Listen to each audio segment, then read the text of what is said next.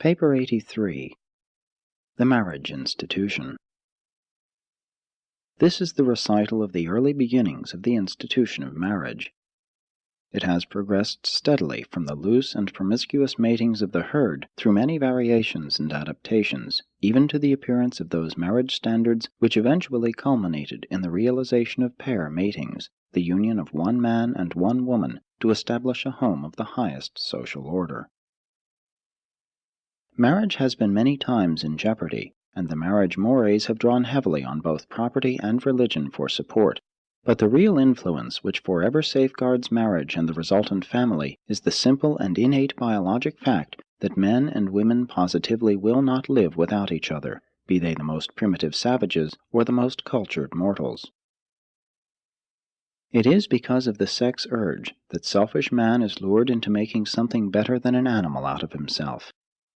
The self-regarding and self-gratifying sex relationship entails the certain consequences of self-denial and ensures the assumption of altruistic duties and numerous race-benefiting home responsibilities.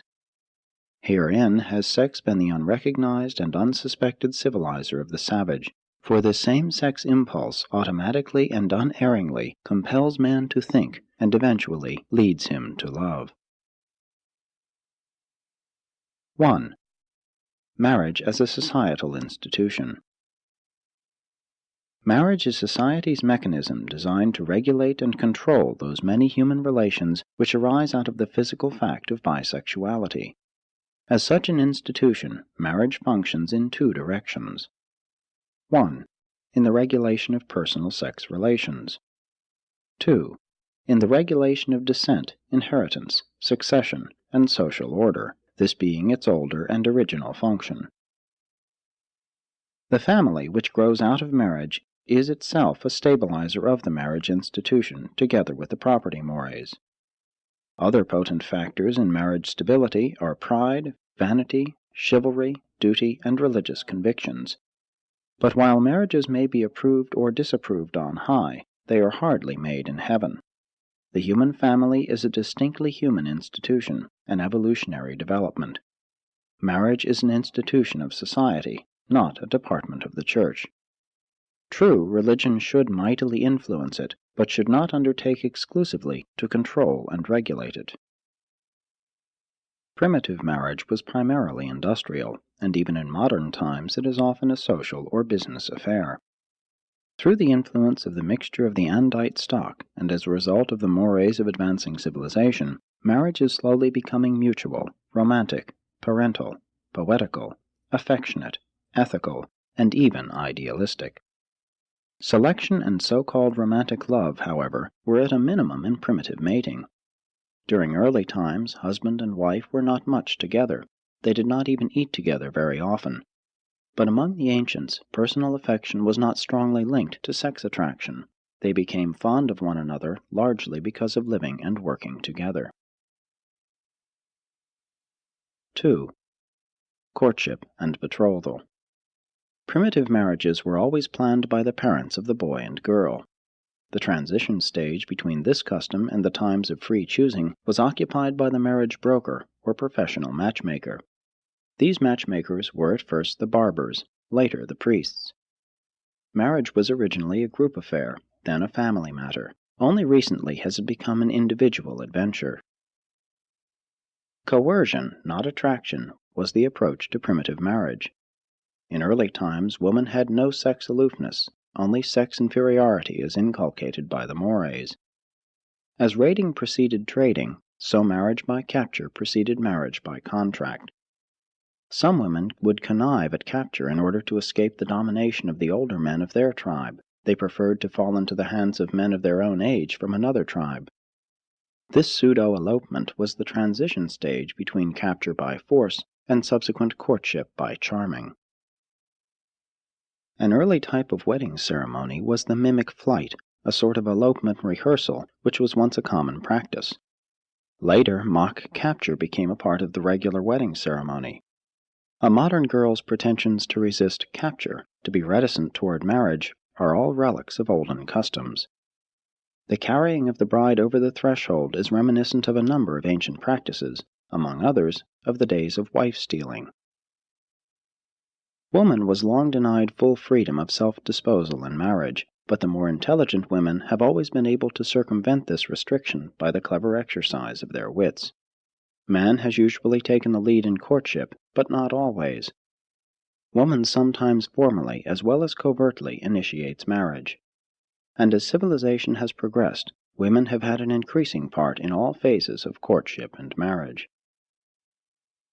Increasing love, romance, and personal selection in premarital courtship are an andite contribution to the world races. The relations between the sexes are evolving favorably. Many advancing peoples are gradually substituting somewhat idealized concepts of sex attraction for those older motives of utility and ownership. Sex impulse and feelings of affection are beginning to displace cold calculation in the choosing of life partners. The betrothal was originally equivalent to marriage, and among early peoples, sex relations were conventional during the engagement. In recent times, religion has established a sex taboo on the period between betrothal and marriage. 3. Purchase and dowry. The ancients mistrusted love and promises. They thought that abiding unions must be guaranteed by some tangible security, property. For this reason, the purchase price of a wife was regarded as a forfeit or deposit which the husband was doomed to lose in case of divorce or desertion. Once the purchase price of a bride had been paid, many tribes permitted the husband's brand to be burned upon her. Africans still buy their wives. A love wife or a white man's wife they compare to a cat because she costs nothing. The bride shows were occasions for dressing up and decorating daughters for public exhibition, with the idea of their bringing higher prices as wives. But they were not sold as animals. Among the later tribes, such a wife was not transferable. Neither was her purchase always just a cold-blooded money transaction. Service was equivalent to cash in the purchase of a wife. If an otherwise desirable man could not pay for his wife, he could be adopted as a son by the girl's father, and then could marry. And if a poor man sought a wife and could not meet the price demanded by a grasping father, the elders would often bring pressure to bear upon the father, which would result in a modification of his demands, or else there might be an elopement.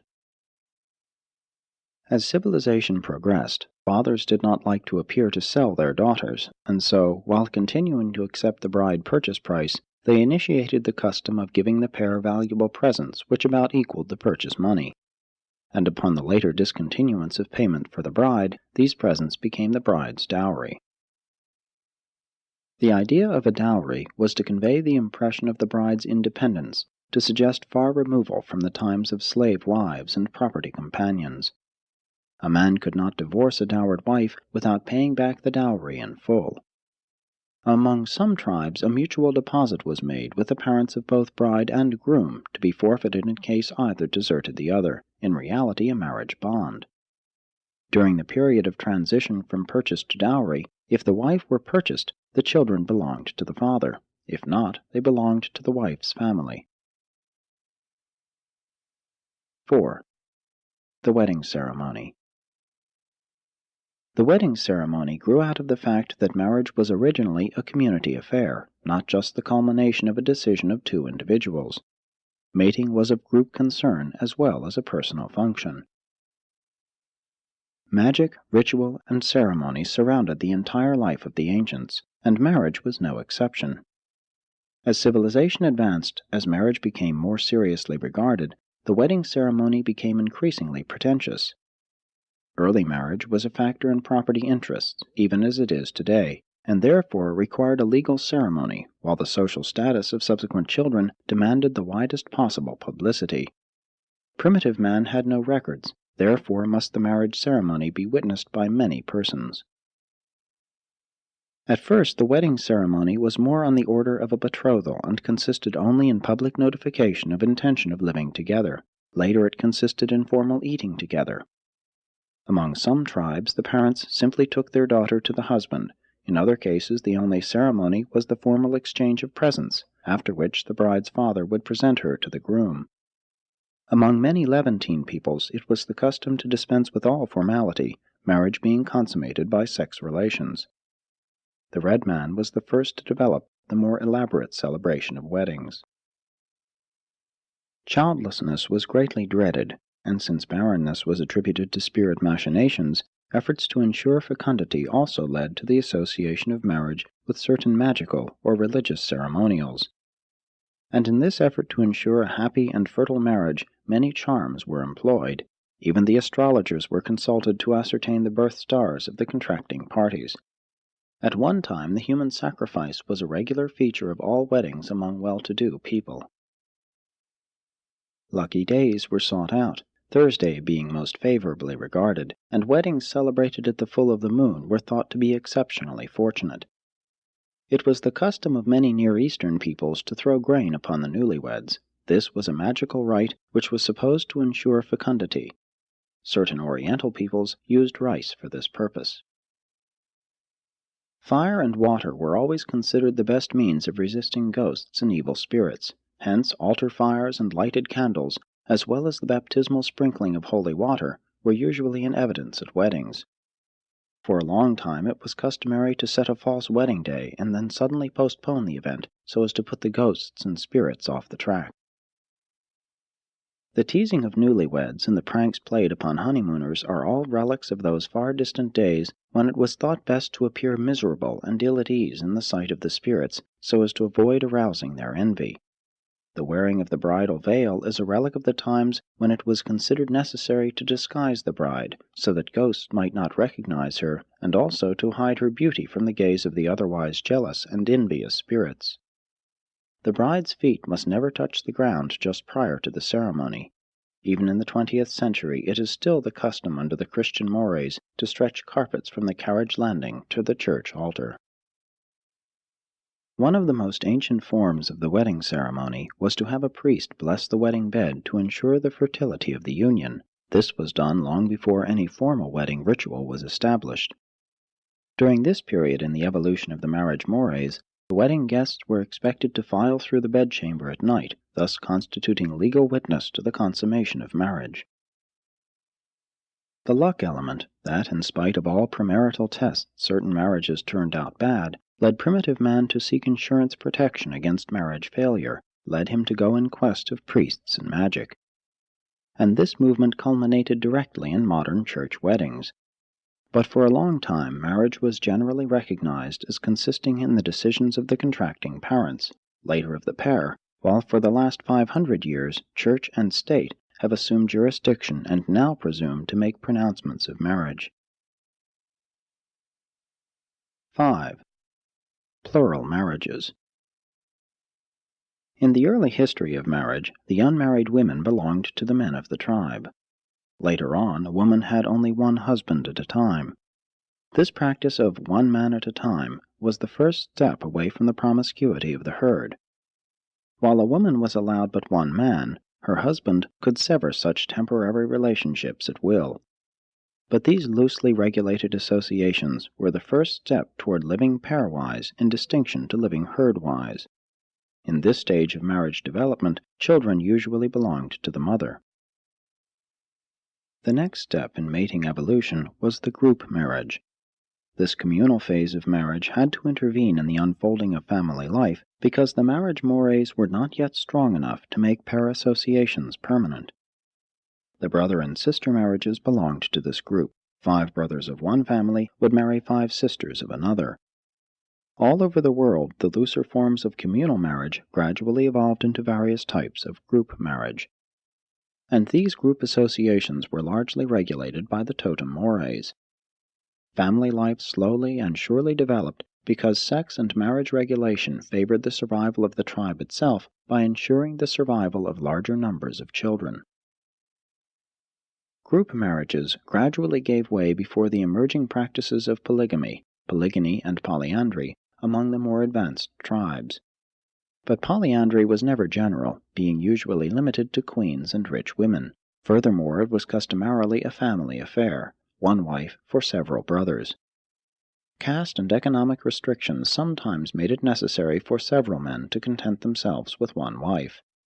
Even then, the woman would marry only one, the others being loosely tolerated as uncles of the joint progeny. The Jewish custom requiring that a man consort with his deceased brother's widow for the purpose of raising up seed for his brother was the custom of more than half the ancient world. This was a relic of the time when marriage was a family affair rather than an individual association. The institution of polygyny recognized at various times 4 sorts of wives. 1. The ceremonial or legal wives. 2. Wives of affection and permission. 3. Concubines, contractual wives. 4. Slave wives. True polygyny, where all the wives are of equal status and all the children equal, has been very rare. Usually, even with plural marriages, the home was dominated by the head wife, the status companion. She alone had the ritual wedding ceremony, and only the children of such a purchased or dowered spouse could inherit unless by special arrangement with the status wife. The status wife was not necessarily the love wife. In early times, she usually was not.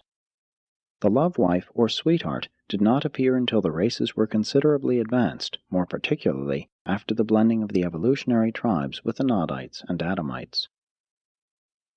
The taboo wife, one wife of legal status, created the concubine mores.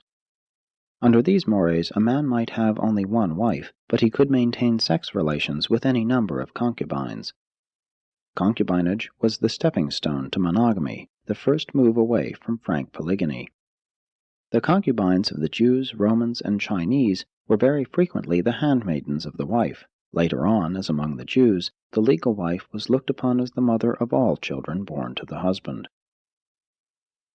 The olden taboos on sex relations with a pregnant or nursing wife tended greatly to foster polygyny. Primitive women aged very early because of frequent childbearing coupled with hard work. Such overburdened wives only managed to exist by virtue of the fact that they were put in isolation 1 week out of each month when they were not heavy with child. Such a wife often grew tired of bearing children, and would request her husband to take a second and younger wife, one able to help with both childbearing and the domestic work. The new wives were therefore usually hailed with delight by the older spouses. There existed nothing on the order of sex jealousy. The number of wives was only limited by the ability of the man to provide for them. Wealthy and able men wanted large numbers of children, and since the infant mortality was very high, it required an assembly of wives to recruit a large family. Many of these plural wives were mere laborers, slave wives. Human customs evolve, but very slowly. The purpose of a harem was to build up a strong and numerous body of blood kin for the support of the throne. A certain chief was once convinced that he should not have a harem, that he should be contented with one wife, so he promptly dismissed his harem. The dissatisfied wives went to their homes, and their offended relatives swept down on the chief in wrath and did away with him then and there. 6. True monogamy, pair marriage. Monogamy is monopoly. It is good for those who attain this desirable state, but it tends to work a biologic hardship on those who are not so fortunate. But quite regardless of the effect on the individual, monogamy is decidedly best for the children. The earliest monogamy was due to force of circumstances, poverty. Monogamy is cultural and societal, artificial and unnatural, that is, unnatural to evolutionary man. It was wholly natural to the purer Nodites and Adamites, and has been of great cultural value to all advanced races.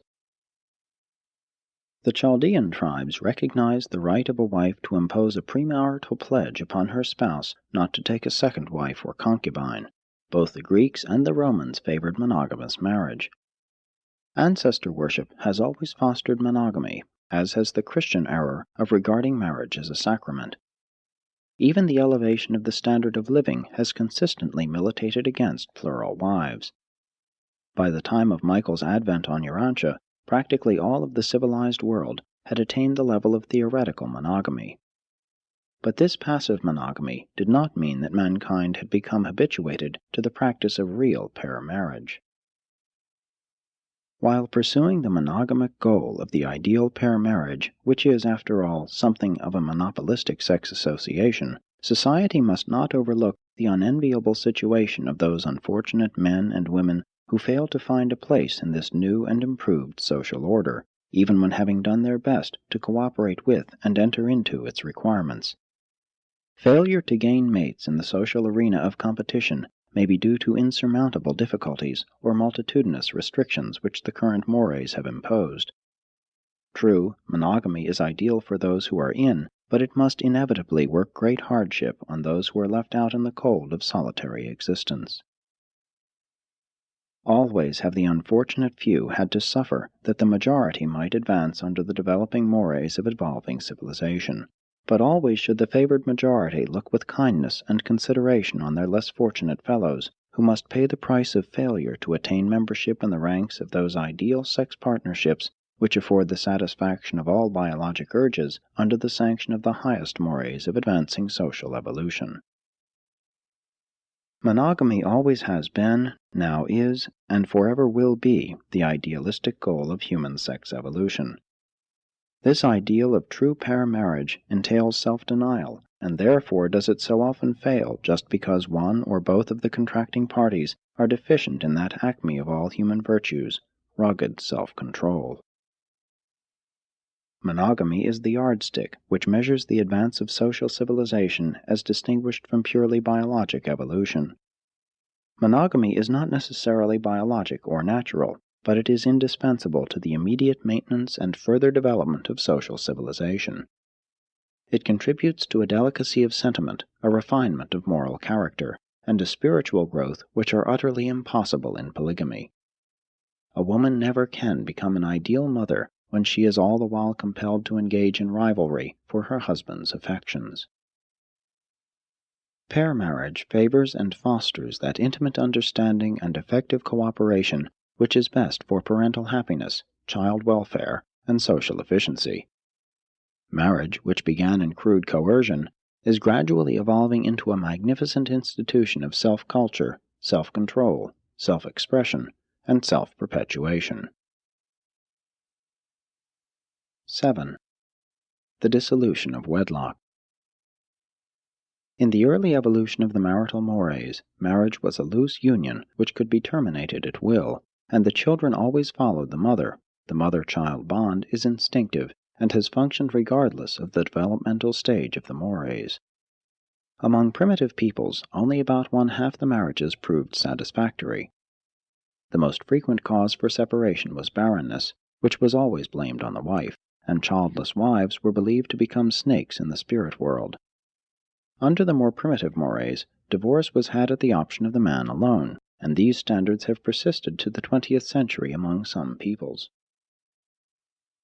As the mores evolved, certain tribes developed two forms of marriage, the ordinary, which permitted divorce, and the priest marriage, which did not allow for separation. The inauguration of wife purchase and wife dowry, by introducing a property penalty for marriage failure, did much to lessen separation. And indeed, many modern unions are stabilized by this ancient property factor. The social pressure of community standing and property privileges has always been potent in the maintenance of the marriage taboos and mores. Down through the ages, marriage has made steady progress and stands on advanced ground in the modern world, notwithstanding that it is threateningly assailed by widespread dissatisfaction among those peoples where individual choice, a new liberty, figures most largely. While these upheavals of adjustment appear among the more progressive races as a result of suddenly accelerated social evolution, among the less advanced peoples, marriage continues to thrive and slowly improve under the guidance of the older mores. The new and sudden substitution of the more ideal, but extremely individualistic love motive in marriage for the older and long-established property motive has unavoidably caused the marriage institution to become temporarily unstable. Man's marriage motives have always far transcended actual marriage morals, and in the 19th and 20th centuries the Occidental ideal of marriage has suddenly far outrun the self-centered and but partially controlled sex impulses of the races.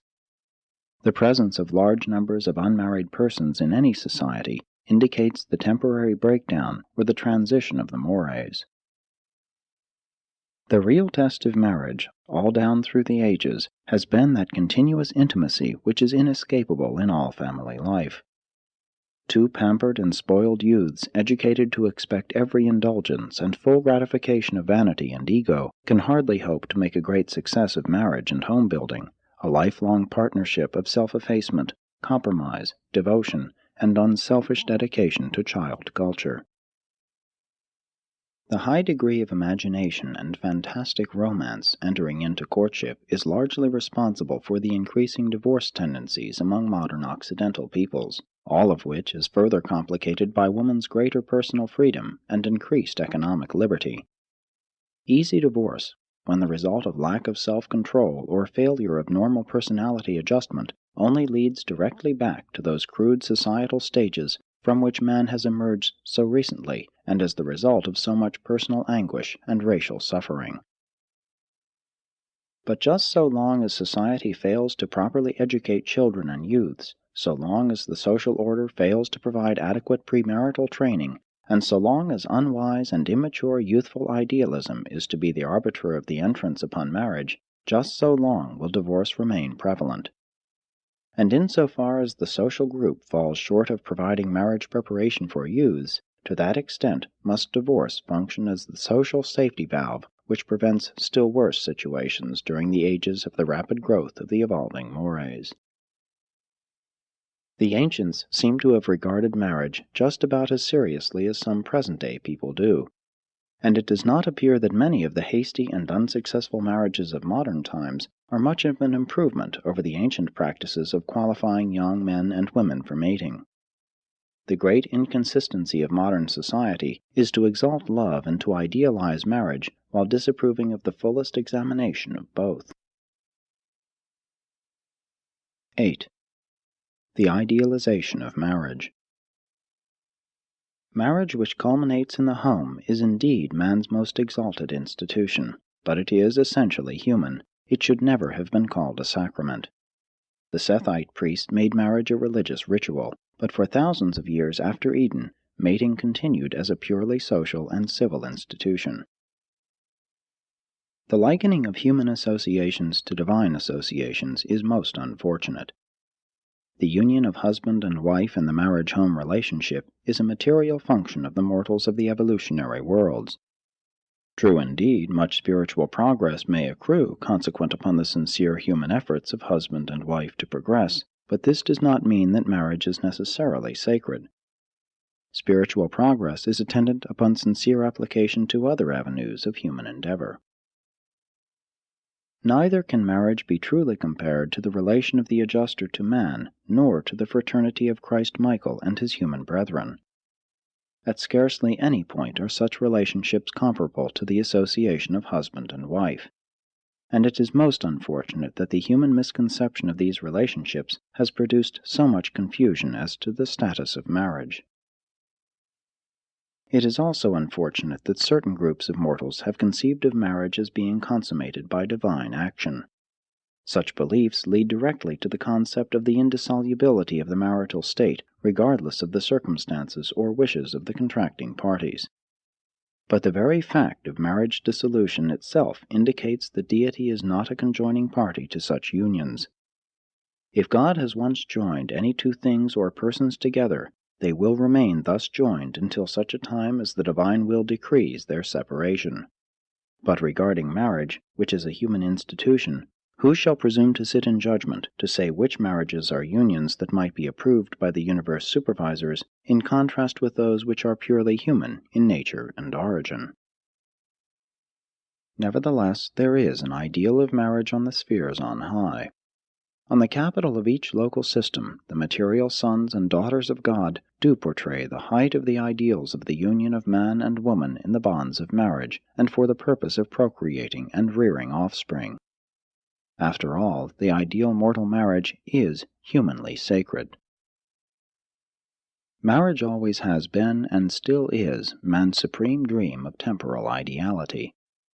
Though this beautiful dream is seldom realized in its entirety, it endures as a glorious ideal, ever luring progressing mankind on to greater strivings for human happiness. But young men and women should be taught something of the realities of marriage before they are plunged into the exacting demands of the interassociations of family life.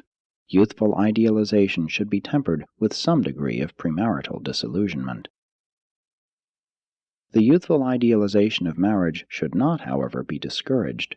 Such dreams are the visualization of the future goal of family life. This attitude is both stimulating and helpful, providing it does not produce an insensitivity to the realization of the practical and commonplace requirements of marriage and subsequent family life. The ideals of marriage have made great progress in recent times. Among some peoples, woman enjoys practically equal rights with her consort. In concept at least, the family is becoming a loyal partnership for rearing offspring, accompanied by sexual fidelity.